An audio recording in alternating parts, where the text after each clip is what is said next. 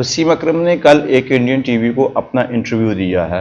उसमें उनसे सवाल किया गया कि who is the best bowler right now in the world, Jasprit Bumrah और वकार यूनुस।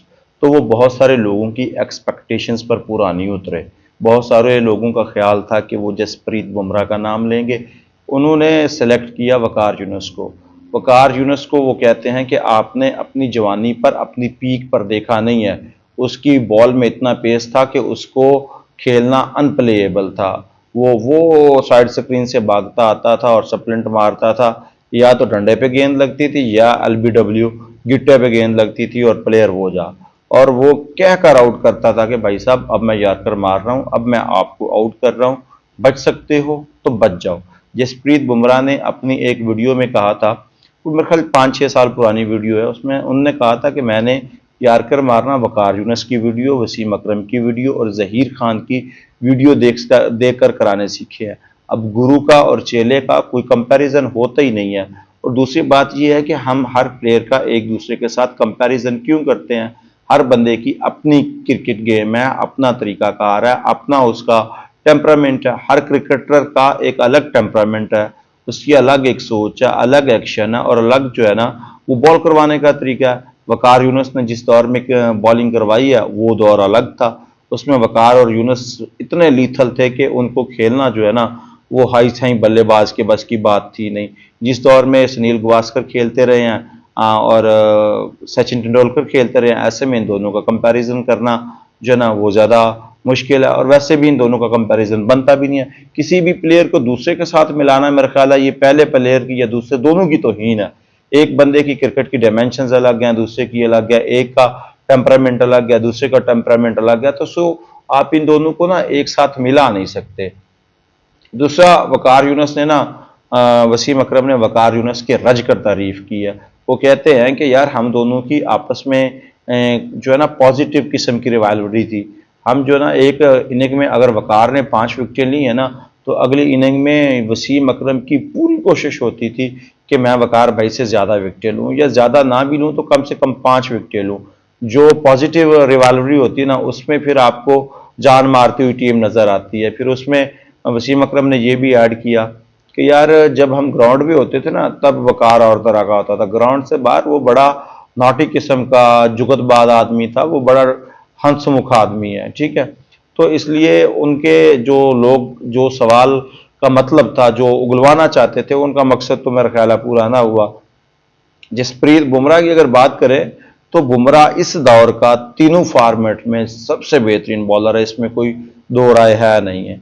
उसको खेलना बहुत मुश्किल है। आप पाकिस्तान और इंडिया का मैच देख लें, आप ऑस्ट्रेलिया और इंग्लैंड का, ऑस्ट्रेलिया और इंडिया का मैच देख लें, आप साउथ अफ्रीका और इंडिया का मैच देख लें फाइनल। भाई साहब जहां 30 बॉलों पर 30 रन चाहिए थे वहां सबको ये उम्मीद थी कि ये बचा जाएंगे, मगर उन 2 ओवरों में जसप्रीत बुमराह ने हिलने नहीं दिया।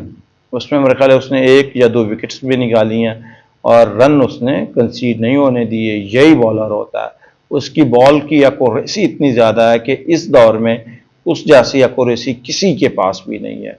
और जिस तरह की उसका एक्शन है, जिस तरह से वो बॉल करवाता है, उसको खेलना बहुत मुश्किल है। छोटा सा उसका रन अप है और बॉल करवाता है, वही बॉल अंदर, वही बॉल बाहर और वही बॉल डंडे में, ठीक है। आप जो उन्होंने अपने 16वें ओवर में विकेट लिया था जॉनसन का, वो देखने के लायक था।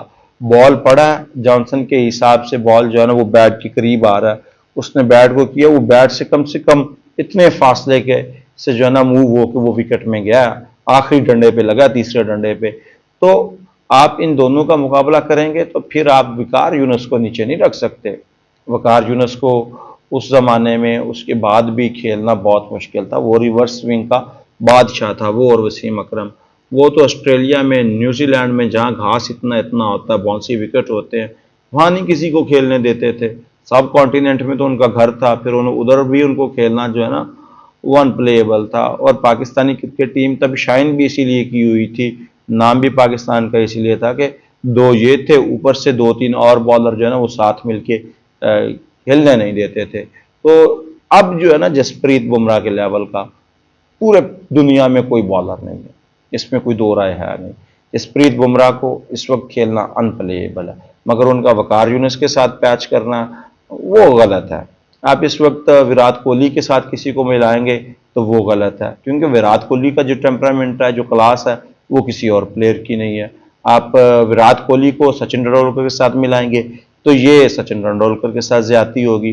ठीक है, विराट कोहली का एरा अलग है, वकार यूनिस का एरा अलग है, तेंदुलकर का एरा अलग है, जसप्रीत बुमराह का एरा अलग है, तो सबके अपने अपने डायमेंशंस हैं। सो एक दूसरे को साथ मिला के कंपैरिजन करने वाला पता नहीं इससे क्या निकलवाना चाहता था या क्या उसके पर्पस थे। बहरहाल वसीम भाई, आपसे मुझे ये तवक्को नहीं थी कि आप जो है ना इतनी बड़ी ऑडियंस वाले मुल्क को यूं चिट्टा गोरा जवाब देंगे।